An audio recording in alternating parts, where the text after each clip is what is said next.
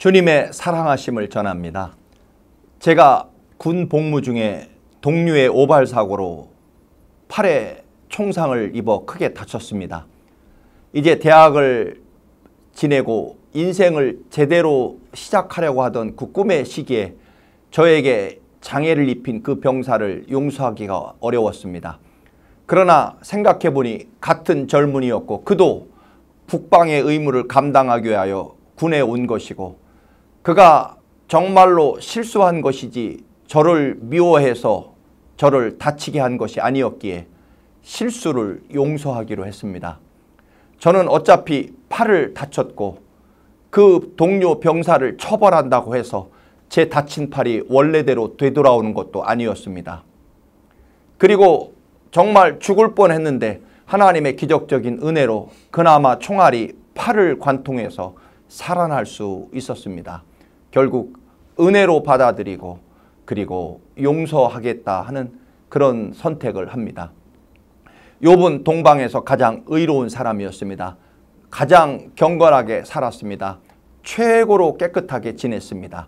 하나님께서 사탄에게 자랑하고 싶을 만큼 철저하게 예배와 번제를 드립니다. 심지어는 자식들이 자기들 모르는 사이에 죄를 지은 것이 있을까 봐 모르는 죄까지 희생 제물로 속죄제를 드릴 정도로 완전한 신앙인이었습니다. 그런 그에게 하나님을 섬기는 그 사람에게 상상조차 할 수 없을 처절한 비극이 찾아옵니다. 자녀 10명이 모여 생일 파리를 하다 한꺼번에 죽임을 당합니다. 적들이 몰려와 그 많던 재산을 다 빼앗아 갔고 그렇게 고귀하고 존경받던 욥의 몸에 지독한 악성 피부병이 들어 잿더미에 앉아 그 흐르는 더러운 고름을 기와장으로 긁어낼 정도였습니다. 아내도 이토록 철저하게 저주받은 남편을 떠나 도망을 칩니다. 그래서 잿더미에 앉아 흐르는 피고름을 혼자 닦아내야만 하는 욥이었습니다. 동방 최고의 사람이 동방 최하의 사람이 되어버리고 말았습니다. 그러자 욥의 아내가 외칩니다.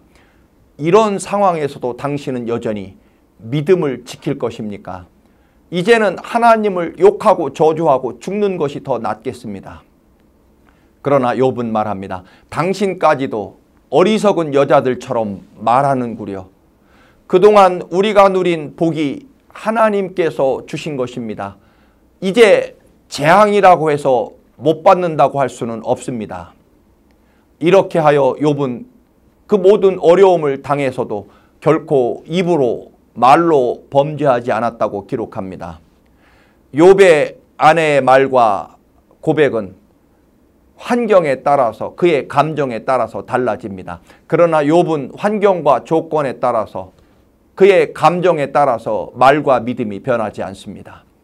욥의 아내는 감정대로 환경에 따라서 살았기 때문이고 욥은 하나님을 믿는 믿음의 원리로 살았기 때문입니다.